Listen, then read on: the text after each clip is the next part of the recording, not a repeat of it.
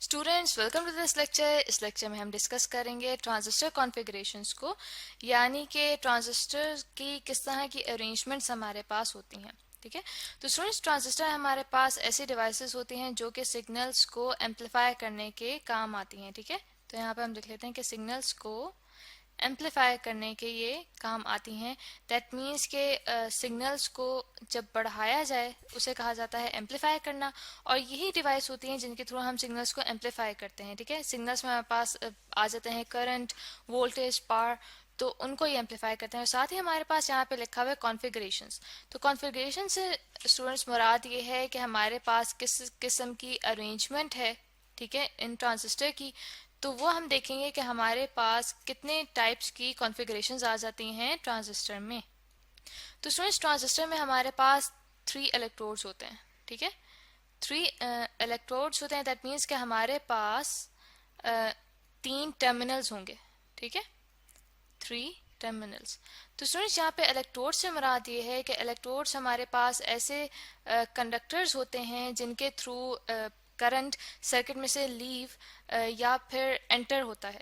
ठीक है, तो उन्हें कहा जाता है इलेक्ट्रोड्स। तो हमारे पास ट्रांजिस्टर में ऐसे 3 इलेक्ट्रोड्स होते हैं, यानी कि 3 टर्मिनल्स हम उन्हें कह सकते हैं, जिनमें से एक कहलाता है एमिटर। ठीक है, एक होता है एमिटर जिसे ई से डिनोट किया जाता है, और उसके साथ जो दूसरा हमारे पास टर्मिनल होता है उसे कहा जाता है बेस। ठीक है, और बेस को डिनोट किया जाता है बी से। और इसमें जो हमारे पास थर्ड इलेक्ट्रोड आता है वो होता है कलेक्टर। ठीक है, और कलेक्टर को ई से डिनोट किया जाता है। ठीक है, यहाँ पे मैं लिख देती हूँ कि उसे सी से डिनोट किया जाता है उसको। ई से हम एमिटर को डिनोट करते हैं। ये आ गया हमारे पास कलेक्टर, ये हमारे पास आ गया बेस, और ये हमारे पास आ गया एमिटर। तो स्टूडेंट्स इनको जब हम सर्किट में लगाते हैं, ठीक है, यहाँ पे हम लिख लेते हैं कि जब हम ट्रांजिस्टर को सर्किट में अटैच करते हैं तो हमारे पास 2 इलेक्ट्रोड्स, ठीक है, या 2 टर्मिनल्स उन्हें कह सकते हैं, वो इनपुट पे लगाए जाते हैं। ठीक है, 2 इलेक्ट्रोड्स इनपुट पे लगाए जाते हैं, इनपुट। ठीक है, और 2 इलेक्ट्रोड्स जो हैं वो आउटपुट पे लगाए जाते हैं। 2 इलेक्ट्रोड्स आउटपुट पे लगाए जाते हैं। लेकिन स्टूडेंट्स यहाँ पे तो हम देख रहे हैं कि हमारे पास तो 3 इलेक्ट्रोड्स हैं, जबकि हम कह रहे हैं कि जब हम सर्किट में इस ट्रांजिस्टर को लगाते हैं तो इसके 2 इलेक्ट्रोड्स इनपुट पे लगाए जाते हैं, 2 इलेक्ट्रोड्स आउटपुट पे। तो होता ये है कि इनमें से जो एक इलेक्ट्रोड होता है, ठीक है, 1 इलेक्ट्रोड, इसे इस तरह से सर्किट में लगाया जाता है कि ये दोनों का काम दे। ठीक है, यानी कि ये इनपुट का काम भी देगा, ठीक है, और ये आउटपुट का काम भी देगा, आउटपुट। ठीक है, तो स्टूडेंट्स अब इस तरह करते हैं कि ये जो हमने अभी सर्किट में इसको लगाने का देखा है कि हमारे पास इनपुट और आउटपुट पे कितने इलेक्ट्रोड्स होते हैं, इसको हम देखेंगे कि कितनी कॉन्फ़िगरेशंस या कितनी अरेंजमेंट्स हमारे पास आ जाती हैं जिनमें इन तीनों इलेक्ट्रोड्स को अरेंज किया जा सकता है। तो स्टूडेंट्स सबसे पहले जो हमारे पास कॉन्फ़िगरेशन आती है वो कहलाती है कॉमन एमिटर कॉन्फ़िगरेशन। ठीक है, कॉमन कॉमन एमिटर कॉन्फ़िगरेशन। ठीक है, जिसे हम स्मॉल करके लिख सकते हैं CEC के तौर पे। ठीक है, CEC यानी कि कॉमन एमिटर कॉन्फ़िगरेशन।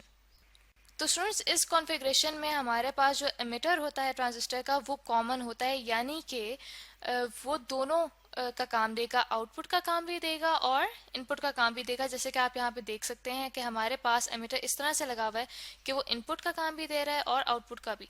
तो यहाँ पे हम देखते हैं कि हमारे पास इनपुट पे कौन कौन से टर्मिनल्स हैं। इनपुट पे हमारे पास है बेस, ठीक है, जिसे बी से डिनोट कर रही हूँ, और दूसरा हमारे पास मौजूद है एमिटर।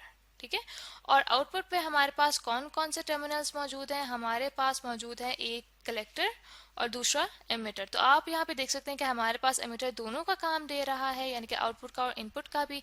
इसीलिए हम ये कहते हैं कि हमारे पास कॉमन एमिटर कॉन्फ़िगरेशन है।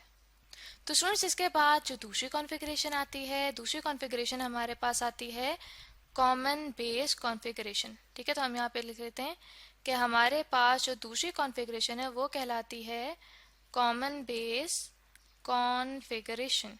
ठीक है, जिसे हम डिनोट कर सकते हैं CBC से, CBC। सी से। तो स्टूडेंट्स इस कॉन्फ़िगरेशन में हमारे पास अब ये होगा कि जो बेस होता है ट्रांजिस्टर का वो कॉमन होगा। दैट मीन्स कि जो हमारे पास बेस है वो दोनों का काम देगा, इनपुट का भी और आउटपुट का भी। तो यहाँ पे हम अगर डायग्राम में देखें तो हमारे पास इनपुट पे कौन कौन से टर्मिनल्स आ रहे हैं। हमारे पास इनपुट पे आ रहे हैं एमिटर और बेस, ठीक है। जबकि हमारे पास आउटपुट पे टर्मिनल्स आ रहे हैं कलेक्टर के, ठीक है, जैसे मैं सी से डिनोट कर रही हूँ, और दूसरा आ रहे हैं हमारे पास बेस बी के। तो यहाँ पे आप देख सकते हैं स्टूडेंट्स कि हमारे पास दोनों इनपुट और आउटपुट में कॉमन कौन सा टर्मिनल है, वो है बेस। तो इसलिए इस कॉन्फ़िगरेशन को कहा जाता है कॉमन बेस कॉन्फ़िगरेशन। और स्टूडेंट्स इसके बाद जो हमारे पास थर्ड कॉन्फ़िगरेशन आती है वो हमारे पास आ जाती है कॉमन कलेक्टर कॉन्फ़िगरेशन, ठीक है। थर्ड हमारे पास आ जाती है कॉमन कलेक्टर कॉन्फ़िगरेशन, ठीक है। और इसको हम डिनोट कर सकते हैं सी से, ठीक है, कॉन्फ़िगरेशन सी से। तो स्टूडेंट्स इसके जो हमारे पास सर्किट डायग्राम आती है वो इस तरह से आती है कि जो हमारे पास कलेक्टर है वो कॉमन होगा। कॉमन से मुराद ये है कि हमारे पास जो इनपुट और आउटपुट है उन दोनों के लिए कलेक्टर काम करेगा। तो जैसे कि हम यहाँ पे डायग्राम में देख सकते हैं कि हमारे पास इनपुट पे कौन कौन से टर्मिनल्स आ रहे हैं। इनपुट पे हमारे पास टर्मिनल आ रहा है बेस का, ठीक है, और दूसरा टर्मिनल आ रहा है सी यानी कि कलेक्टर का। और आउटपुट पे हमारे पास कौन से टर्मिनल्स आ रहे हैं, आउटपुट पे हमारे पास टर्मिनल आ रहे हैं एमिटर ई, और दूसरा हमारे पास कौन से टर्मिनल है, कलेक्टर सी। तो स्टूडेंट्स यहाँ पे आप देख सकते हैं कि हमारे पास कॉमन कौन कौन से यहाँ पे इनपुट और आउटपुट में टर्मिनल्स हैं, वो हमारे पास है कलेक्टर का टर्मिनल, ठीक है। इसीलिए इस कॉन्फ़िगरेशन को कहा जाता है कॉमन कलेक्टर कॉन्फ़िगरेशन। तो स्टूडेंट्स ये तो हमने डिस्कस किया है कि हमारे पास ट्रांजिस्टर के लिए मुख्तलिफ कॉन्फ़िगरेशंस क्या आ जाती हैं। लेकिन एक बात जो इम्पॉर्टेंट है इन तीनों कॉन्फ़िगरेशंस में कि जो हमारे पास बेस होती है वो इनपुट में हमेशा इंक्लूडेड होती है, और जो कलेक्टर होता है वो हमेशा आउटपुट में ज़रूर इंक्लूडेड होता है। जैसे कि हमने डिस्कस किए हैं तीनों कॉन्फ़िगरेशंस, तो हम ये देखते हैं कि जो बेस है वो इनपुट में ज़रूर शामिल होगी, ठीक है। तो हम तीनों कॉन्फ़िगरेशंस में अभी ये देखते हैं कि जैसे देखें हम कॉमन कलेक्टर कॉन्फ़िगरेशन में देख रहे हैं कि हमारे पास इनपुट में बेस इंक्लूडेड है, ठीक है। इसी तरह से हम वापस जाते हैं कॉमन बेस कॉन्फ़िगरेशन में, यहाँ पे भी इनपुट में हमारे पास बेस मौजूद है। और इसी तरह से हमारे पास जो कॉमन एमिटर कॉन्फ़िगरेशन है इसमें हमारे पास इनपुट पे भी बेस मौजूद है। तो दूसरी बात जो मैंने आपको बताई है वो ये है कि हमारे पास आउटपुट पे कलेक्टर ज़रूर होता है। तो हमारे पास जो ये कॉन्फ़िगरेशन है कॉमन एमिटर कॉन्फ़िगरेशन, यहाँ पे आउटपुट पे आप देख सकते हैं कि हमारे पास कलेक्टर मौजूद है। इसी तरह से हमारे पास जो कॉमन बेस कॉन्फ़िगरेशन है यहाँ पे भी आउटपुट पे हमारे पास कलेक्टर मौजूद है। और इसी तरह से जो कॉमन कलेक्टर कॉन्फ़िगरेशन है यहाँ पे भी हमारे पास आउटपुट पे कलेक्टर मौजूद है। तो आई होप स्टूडेंट्स कि आपको ये लेक्चर से समझ आ गया होगा जिसमें हमने ट्रांजिस्टर की मुख्तलिफ कॉन्फ़िगरेशंस को डिस्कस किया है।